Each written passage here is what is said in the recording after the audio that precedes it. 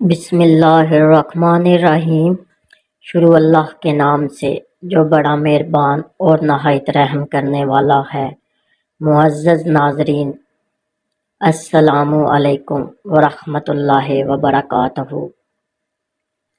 ہزاروں سال پہلے کی بات ہے، نمرود نام کے ایک بادشاہ کی حکومت تھی۔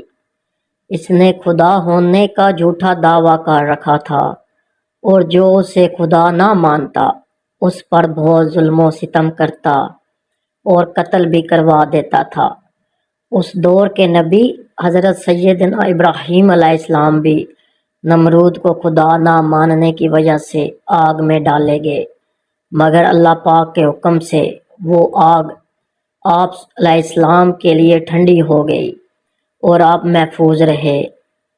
قحط سالی آپ علیہ السلام کو آگ میں ڈالے جانے کے کچھ دن بعد سخت قحط پڑا اور کھانے پینے کا سامان ختم ہو گیا۔ لوگ نمرود کے دربار میں جا کر اناج کی درخواست پیش کرتے، جواباً نمرود ان سے اپنے خدا ہونے کا اقرار کرواتا۔ جو اسے خدا مانتا اسے اناج مل جاتا، اور جو نہ مانتا اسے خالی ہاتھ جانا پڑتا۔ حضرت سیدنا ابراہیم علیہ السلام بھی اناج لینے نمرود کے پاس گئے۔ نمرود نے پوچھا، تمہارا رب کون ہے؟ فرمایا، میرا رب وہ ہے جو زندہ کرتا ہے اور موت دیتا ہے۔ یہ سن کر نمرود بولا، یہ قدرت تو میرے پاس بھی ہے۔ یہ کہہ کر اس نے 2 قیدی بلوائے، ایک کو چھوڑ دیا اور ایک کو قتل کروا دیا۔ آپ علیہ السلام نے نمرود کی کم عقلی دیکھ کر فرمایا، میرا رب مشرق سے سورج کو نکالتا ہے، اگر تو خدا ہے تو مغرب سے سورج نکال کر دکھا۔ یہ سن کر نمرود حیران ہو گیا اور کوئی جواب نہ دے سکا۔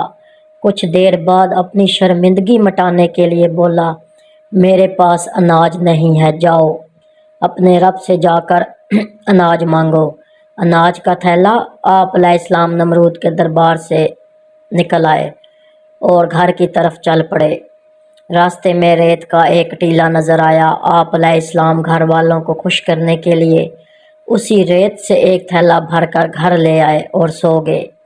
اللہ کی شان دیکھیے، آپ کی بیوی حضرت سارہ رضی اللہ تعالی عنہا نے تھیلا کھولا تو وہ آٹے سے بھرا ہوا نکلا۔ انہوں نے فوراً روٹیاں بنائیں اور آپ کو جگایا۔ روٹیاں دیکھ کر آپ علیہ السلام بولے، یہ کہاں سے آئیں؟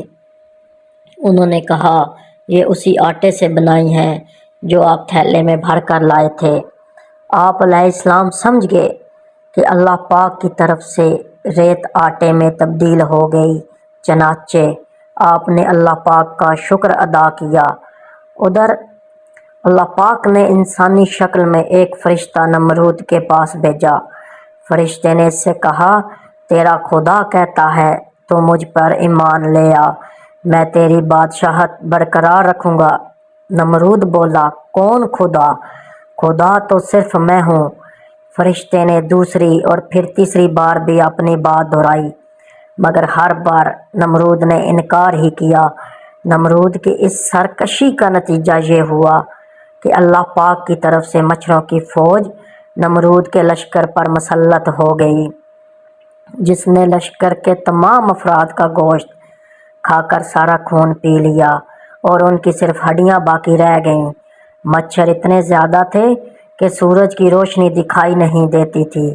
نمرود یہ ہولناک منظر دیکھتا رہا مگر کچھ نہیں کر سکتا تھا۔ اس کے بعد اللہ کا کرنا یہ ہوا کہ ایک مچھر نمرود کے ناک کے رستے دماغ میں گھس گیا اور مغز کھانا شروع کر دیا۔ درد کی شدت سے نمرود پاگل ہونے لگا۔ اس نے اپنی تکلیف ختم کرنے کے لیے سر پر ڈنڈے لگوانا شروع کر دیے۔ خدا کی قدرت کہ جب سر پر ڈنڈا پڑتا مچھر کاٹنا چھوڑ دیتا، اور جب ڈنڈا نہ پڑتا تو کاٹنا شروع کر دیتا۔ کیفیت یہ ہو چکی تھی کہ جو شخص نمرود کے سر پر زوردار چیت لگاتا وہ اس کا ہمدرد کہلاتا۔ یوں ڈنڈے پڑتے پڑتے اور چیت لگتے لگتے 400 سال گزر گئے اور نمرود بالآخر ذلیل و رسوا ہو کر مر گیا۔